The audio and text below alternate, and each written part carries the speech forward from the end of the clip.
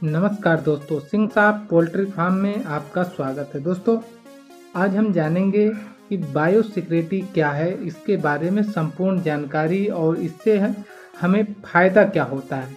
दोस्तों, बायोसिक्योरिटी के बारे में हर आदमी कुछ न कुछ बात तो करता है, मगर वह प्रॉपर व्यवस्था वैसी नहीं कर पाता है, जिसके कारण पोल्ट्री में ज़्यादातर लोग नुकसान कर लेते हैं। अगर आप इन सब बातों का ध्यान रख के बायोसिक्योरिटी का पालन करते हैं तो आपको पोल्ट्री फार्म में कभी भी नुकसान उठाने का नहीं मिल सकता है। यही अगर आप बायोसिक्योरिटी का पालन नहीं करते हैं तो आपको हर फ्लॉक में या हर लॉट में आपको देखने को मिल सकता है कि आपका नुकसान हो रहा है। तो दोस्तों, इसी के लिए वीडियो बनाया गया है। तो चलिए वीडियो को शुरू करते हैं और जानते हैं बेसिक तत्वों को कि कैसे हम इससे बच सकते हैं। इसके कई मुख्य कारण हैं, तो इनको जानना बहुत ही आवश्यक है। तो जो लोग चैनल पे पहली बार आए हैं तो कृपया चैनल को सब्सक्राइब कर लें और बेल आइकन दबा दें, ताकि जो भी नए वीडियो आए देखकर आप कुछ अच्छा ज्ञान सीख सकें। और दोस्तों, जो लोग पहली बार आ रहे हैं और जो लोग जहाँ से वीडियो देख रहे हैं, कमेंट ज़रूर करें कि किस शहर से वो वीडियो को देख रहे हैं। चलिए दोस्तों, वीडियो को शुरू करते हैं। दोस्तों, बायोसिक्योरिटी के बारे में बहुत ही ध्यान रखना महत्वपूर्ण है। बायोसिक्योरिटी का ध्यान रखना बहुत ही महत्वपूर्ण है, ताकि मुर्गियों को बीमारियों से बचाया जा सके और उसका स्वास्थ्य बेहतर रहे। इसका पालन कर आप सुनिश्चित कर सकते हैं कि आप अच्छा खासा मुनाफा कमा सकते हैं। तो जैसे दोस्तों, मुर्गी के जो वार्डे जो बोलते हैं हम लोग फार्म, मुर्गी के फार्म को नियमित साफ सफाई पर ध्यान हमें देना होता है। जैसे दाना का बर्तन हो गया, पानी का बर्तन हो गया, लीटर हो गए, इस सब को बिछावन जो है इस सब को सैनिटाइज करना हो गया। तो आपको नियमित रूप से साफ सफाई और सैनिटाइजेशन पर ध्यान हमेशा देना होता है। यही आदमी क्या करता है दोस्तों कि ध्यान कम करता है, या तो डेली बर्तन जो पानी का ड्रिंकर होता है उस ड्रिंकर को डेली साफ नहीं कर पाता है, या दाने का बर्तन उसी में डेली दाना लगाए जा रहे हैं, उसमें जो हमारा लीटर है वो लीटर का कचरा उसमें जा रहा है, मुर्गी उसमें बीट कर रही है और वही मुर्गी फिर से खाती है, तो हमें हमारे फ्लॉक में बीमारी आने की ज़्यादातर संभावनाएं बनती है। इसलिए हमें बायोसिक्योरिटी में सिखाया जाता है कि इसका पालन करें, ताकि आपके फ्लॉक में बीमारी ना आए। चलिए दोस्तों, पहला नियम हमने जान लिया, अब दूसरे नियम के बारे में भी जानते हैं। दोस्तों, दूसरा नियम जानने से पहले एक और बात मैं आपको बताना चाहता हूं कि जैसे गंदगी जो हटाना होता है, अपने फार्म से गंदगी, धूल और कणों को हटाना, जैसे आपके नियमित एक रूटीन बना लीजिए कि हमको इस रूटीन से अपना काम करना है। ठीक है दोस्तों, साफ सफाई करें और स्वच्छ वातावरण, फार्म के आसपास के क्षेत्र को साफ और स्वच्छ रखें। फार्म के बाजू में भी हम साफ वातावरण रखेंगे और स्वच्छ रखेंगे, ताकि हमारे फार्म में कोई भी बीमारी जल्दी से अटैक ना कर सके। दोस्तों, जैसे दूसरे आप देखे होंगे कि नई मुर्गियों को मौजूदा झुंड में मिलाकर लोग रख लेते हैं। जैसे पहले उन्हें कम से कम 30 दिन तक क्वारंटाइन में रखे। बीमार मुर्गियों को तुरंत अलग करके रखें, ताकि संक्रमण को फैलने से रोका जा सके। इसका बेसिक मूल मंत्र है दोस्तों ये है कि अगर आप ब्रूडिंग से हर 5 दिन या 10 दिन के गैप में ब्रूडिंग कर रहे हैं और एक साथ झुंड में पक्षी को छोड़ रहे हैं, तो आप गलत कर रहे हैं। आपको कम से कम मैक्सिमम 30 दिन अलग रखना है पक्षी को, और जो बीमार पक्षी है उसको एक क्वारंटाइन, जैसे कोरोना के टाइम में लोगों को क्वारंटाइन कर दिया जाता था, वैसे आपको क्वारंटाइन करके अलग रखना है। और जब उसका संक्रमण, ताकि जो बीमारी है, क्योंकि ज़्यादातर पक्षी झुंड में हम पालते हैं, हम 1-2 पक्षी तो पालते नहीं, हम झुंड में पालते हैं, हजारों की संख्या में पालते हैं। तो एक दूसरे में चिपकने, एक दूसरे के साथ दाना पानी खाने, एक दूसरे के साथ रहने और एक दूसरे से पंख में रगड़ खाने, एक दूसरे में टकराने से यह बीमारियां हमारे फार्म को पूरी तरह से जकड़ लेती है। तो इसलिए क्वारंटाइन के लिए जगह एक होना अनिवार्य है, जिससे आप संक्रमण को फैलने से रोक सकते हैं। जो जिसमें मुर्गी में संक्रमण हो चुकी है उसको हम रोक सकते हैं, उसको अलग रख के ठीक हो जाए फिर हम उसको झुंड में छोड़ेंगे। ऐसे हम 30 दिन में का जब पक्षी हो जाए तभी एक साथ मिलाए। अगर दोनों 30 दिन का हो गया है तो ऐसे नहीं मिलाएं, छोटे बच्चे और बड़े बच्चे को एक साथ नहीं मिलाएंगे। ठीक है दोस्तों, अब तीसरे नंबर पर हम जानते हैं नियमित रूप से मुर्गियों की जांच करें और किसी भी असामान्य लक्षण को नोट कर ले और बीमारियों के शुरुआती लक्षण पहचानने और तुरंत कार्रवाई करने के लिए पशु चिकित्सक से परामर्श लें। दोस्तों, नियमित रूप से आपको डेली रूटीन के अनुसार मुर्गियों की जांच करें और किसी भी असामान्य लक्षण, जैसे कोई मुर्गी आपको कोने में बैठी हुई है, दाना पानी नहीं खा रही है, तो उसको आप इग्नोर नहीं करें, उसको देखें और तुरंत उसको बाहर निकाले और रखे और देखें कि ऐसा और कोई बर्ड तो नहीं है जिसमें ये लक्षण दिख रही है। ऐसा लक्षण अगर दिख रही है तो आपको तुरंत किसी पशु चिकित्सक से, या जो बहुत सारे आपको मुर्गी पालन करते हैं वो भी डॉक्टर बहुत हैं, तो आप उनसे सलाह लेके और मेडिसिन का यूज करेंगे ताकि आपके फार्म में जो बीमारी आई है, जिसकी शुरुआत हो रही है, उसको उसी स्टेज पे रोका जाए और आपको ज़्यादातर नुकसान से बच सकते हैं।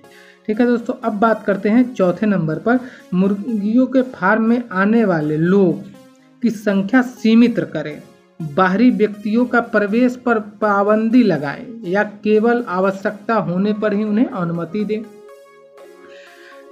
कभी कभी ऐसा होता है दोस्तों कि अगर आप गांव में फार्म बनाते हैं तो 2-4 लोग आपके फार्म में हमेशा आने जाने लगते हैं और इससे संक्रमण ज़्यादा फैलती है और आपके फार्म में बीमारियां भी काफ़ी फैलती है। तो इसके लिए दोस्तों अपने फार्म पर लोगों की संख्या को सीमित करें कि हमारे फार्म पर ज़्यादातर बाहरी लोग या बाहरी व्यक्ति का प्रवेश को आप बिल्कुल बंद कर दें, कोई ना है। क्योंकि आप जो बिजनेस कर रहे हैं लाखों रुपए लगाकर और 2-4-10 को घुमाने के चक्कर में आपका सब बर्बाद होता है तो अच्छा नहीं है। इसको हम बायोसिक्योरिटी के मामले से देखें तो इस पर ज़्यादा गौर करने वाली बात होती है कि कौन आदमी कहाँ से आ रहा है और कहाँ से कौन सी बीमारी लेकर आ रहा है। तो इस पर आप ज़रूर ध्यान दें, बाहरी लोगों को पाबंदी लगाएं, केवल आवश्यकता होने पर ही उन्हें अनुमति दें दोस्तों। और जैसे आपको बता दें तो कि जो आपके वर्कर्स भी है तो उनको भी थोड़ा गाइडलाइंस करके रखें ताकि बाहर से कोई आए तो उनको सैनिटाइज करें, उसके बाद अंदर प्रवेश का ज़्यादा ज़रूरी हो तो आज्ञा देना, अन्यथा नहीं दें। अब बात करते हैं दोस्तों 5वें नंबर पर कि उपयोग किए गए उपकरण और कपड़ों को हर बार प्रयोग के बाद साफ करें। बाहरी स्थानों से आने वाले लोगों के लिए डिस्पोजल ग्राउंड, जूते और दस्ताने का उपलब्ध कराएं। अगर आपके फार्म में उपयोग किया हुआ, जैसे आपने बर्तन का उपयोग किया, फिर उसको आपको साफ़ करना है। जो कपड़े से आपने साफ़ किया, पर्दे हो गए, इसको साफ़ किया लौट निकलने के बाद, फिर वैसे ही उसको नहीं लगा, उसको हमको फिर साफ़ करना है। नए बैच के लिए बिल्कुल ताज़ा तुरंत करके साफ़ उसको हल करना है। और कपड़े अगर हम डेली यूज कर रहे हैं फार्म में, जो हम पहन के काम करते हैं, उस कपड़े को हमें डेली धोना है ताकि इससे कोई संक्रमण हमारे फार्म में ना फैले। और हम जो बाहर से कपड़े पहन के आए उस कपड़े को फार्म में घुसने से पहले बाहर निकाल के रख दें और फिर दूसरा कपड़ा पहने। और उसके साथ दोस्तों गाउन, जूते उते अगर है तो आप यूज कर सकते हैं, या चप्पल भी यूज कर सकते हैं जो आप फार्म पे ही छोड़े उसको। दस्ताने उस्ताने अगर हो तो आप बेटर रिजल्ट इससे आपको बेहतर मिलेगा। ठीक है, तो इस सब, और जो बाहर से भी लोग अगर आते हैं उनको जूते उते ग्राउंड वन दे के फिर आप अंदर भेजते हैं तो अच्छा खासा आपको रिजल्ट मिलता है। 6ठे नंबर पर दोस्तों बात करते हैं हम साफ और सुरक्षित पानी का व्यवस्था करें। सुनिश्चित करें कि भोजन और पानी का स्रोत किसी भी प्रकार के संक्रमण से मुक्त हो। इसका मतलब ये हुआ दोस्तों कि साफ और सुरक्षित पानी आपको बर्ड को देना है। सुनिश्चित कर ले कि जो फीड आप खिला रहे हैं अपने मुर्गी को वो बेहतर फीड हो ताकि उसका ग्रोथ अच्छा हो। और दोस्तों जो पानी का स्रोत है जहाँ से आप पानी निकाल रहे हैं ज़मीन से, वहाँ कोई संक्रमण ना हो। इसका मतलब वहाँ कोई गड्ढा, गंदगी, नल, नाला ये सब ना हो। अगर ये सब रहेगा तो इसमें आपको काफ़ी ज़्यादा बैक्टीरिया मिलते हैं जो अगर आपके पाइप में एक ई कोलाई है तो आपके ड्रिंकर तक जाते जाते 100 ई कोलाई बन जाते। तो इसलिए आप अगर इन बायोसिक्योरिटी पर पूरा फोकस ध्यान देंगे तो आपको सबसे ज़्यादा मेडिसिन का खर्च बच जाएगा और आपके फार्म में बीमारी नहीं आएगी और आपका मुनाफा बढ़ता रहेगा। अब दोस्तों बात करते हैं 7वें नंबर पर मच्छर, चूहे और अन्य कीटों से मुर्गियों को बचाने के लिए उपयुक्त कीटनाशक और नियंत्रण उपाय अपनाएं। कीटों को प्रवेश को रोकने के लिए नियमित रूप से आप उपाय करें। जैसे मच्छर, चूहे, अन्य कीट पतंगे जो होती है आपके फार्म में घुसती हैं, ठीक, तो इनको आपके अपने फार्म से दूर रखना है ताकि हमारे फार्म में कहीं बाहर की बीमारी हमारे फार्म में नहीं। इसके लिए दोस्तों मेडिसिन भी आती है काफ़ी ज़्यादा और सस्ती मेडिसिन आती है, आप उसका यूज कर लेंगे तो मक्खी कम लगेगा, मच्छर कम लगेंगे, चूहे नहीं रहेंगे। इससे पक्षी अगर मच्छर ज़्यादा लगता है दोस्तों तो बर्ड में स्ट्रेस पैदा होता है और स्ट्रेस पैदा होने के बाद काफ़ी ज़्यादा आपके बर्ड में स्ट्रेस होगी और समस्याएं बढ़ेगी। तो इन समस्याओं को रोकने के लिए ये सब उपाय किया जाता है। दोस्तों जो मुर्गी मर गई हो, ठीक है, तो मृत मुर्गियों का सुरक्षित और सही तरीके से निपटारा करें ताकि संक्रमण का खतरा ना हो। जैसे मुर्गी मर गई है तो उसको ऐसे ही नहीं फेंक देते हैं हम। अगर फेंकना है तो हमें थोड़ा सा गड्ढा कर लेंगे, उसमें उसको डाल देंगे, थोड़ा सा चूना पाउडर मारेंगे और ऊपर से ढक देंगे। ये हमारा नियमित हो गया कि इससे संक्रमण दूसरे बर्ड में नहीं फैलेगा। जो बीमारी से हमारा बर्ड मरा वो दूसरी बीमारी से दूसरा बर्ड हमारा नहीं मरेगा क्योंकि रोग वहीं दफन हो गया। ऐसे करके हम रोग को बचा सकते हैं। दोस्तों मेरक हो गया, न्यूकैसल डिजीज हो गया रोग, अन्य सामान्य बीमारियों के लिए टीकाकरण कराएं और टीकाकरण की प्रणाली को निगरानी करें और सुनिश्चित करें कि सभी मुर्गियों को सही तरीके से सही समय पर टीका मिल गया हो। आप मुर्गी का टीकाकरण जरूर करें, ठीक है, क्योंकि काफ़ी ज़्यादा लोग टीकाकरण नहीं कर पाते हैं और इससे होता है कि आपके फार्म में बीमारी आती है और आपका फ्लॉक साफ होने लगता है। फिर आप टीकाकरण करते हैं तो कोई फ़ायदा नहीं होता क्योंकि ये हर चीज़ का दोस्तों एक समय होता है। तो जिस चीज़ के लिए जो समय बनाया है उसी समय अनुसार आपको टीकाकरण करना है ताकि समय से अगर आप टीकाकरण करते हैं तो आपके बर्ड में बीमारी नहीं आती है। समय का सही उपयोग आप लोग जरूर किया कीजिए।